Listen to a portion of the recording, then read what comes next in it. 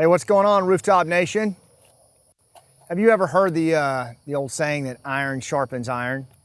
I've always loved that. You know, you see it in the gyms these days, and it seems to be a pretty popular saying. But I do like it. I do believe that who we surround ourselves with, particularly in R4, has a direct bearing on how we show up in the most critical moments. And you know, the first example I would give of that was the 3 team sergeants that I had as a young Green Beret captain. I mean, I was the youngest on the team, certainly the most junior, the most inexperienced.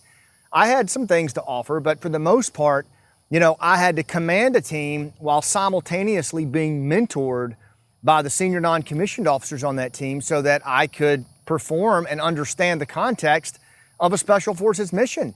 I mean, all I had to really go off of was my own, you know, training in the qualification course, which, you know, everybody in the regiment gets. So in order to be relevant in a strategic mission, I had to learn very quickly, and I had to be able to apply decisions through my ability to synthesize local context. In other words, I had to accelerate my learning by making decisions against things that I hadn't even experienced yet. Now think about that, and I'm sure that you've faced similar things in your life. I mean, it's part of, there's nothing unique about that reality to Green Berets. Business leaders have to do the same thing all the time. Young executive or young associates have to do it. Founders of nonprofits who have never founded a nonprofit. You know, we all in our journey of struggle and life come into these moments where we don't know what the hell we're doing in the arena. And that's just part of that journey. And it has always been, as it says in the hero's journey, that a guide comes to our aid, right? Whether it's Mr. Miyagi or Yoda, whoever you want to call it, there's always a guide that comes to our aid, you know, whether it's the grandma Glenn Close plays in Hillbilly Elegy. I mean, there's always that guide that shows up, and sometimes we receive the help of the guide in the hero's journey, and sometimes we are the guide.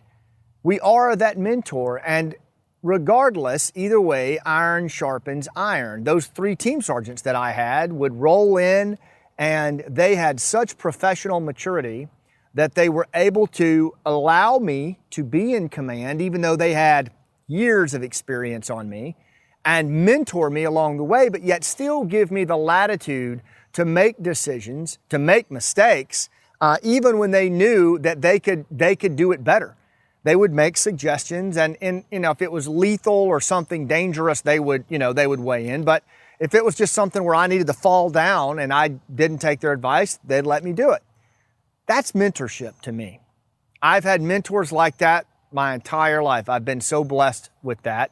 And I've had them model to me what mentorship looks like, which I've had the opportunity to reciprocate to junior leaders through my life as well, whether it's my 3 sons or whether it's captains that I mentored that are now, you know, colonels, or civilians who are now, you know, working at much higher levels in corporate America. Mentorship, iron sharpening iron, is one of those inherent rooftop responsibilities that we are building here in Rooftop Nation. I think so much leadership today is transactional. It's so focused on getting what you want versus pouring yourself into the goals and the needs of the other party, being relevant to their needs so that reciprocity gets them to meet yours. That's mentorship, right? So the thing is, it's a really powerful thing, but it's a very sacred thing.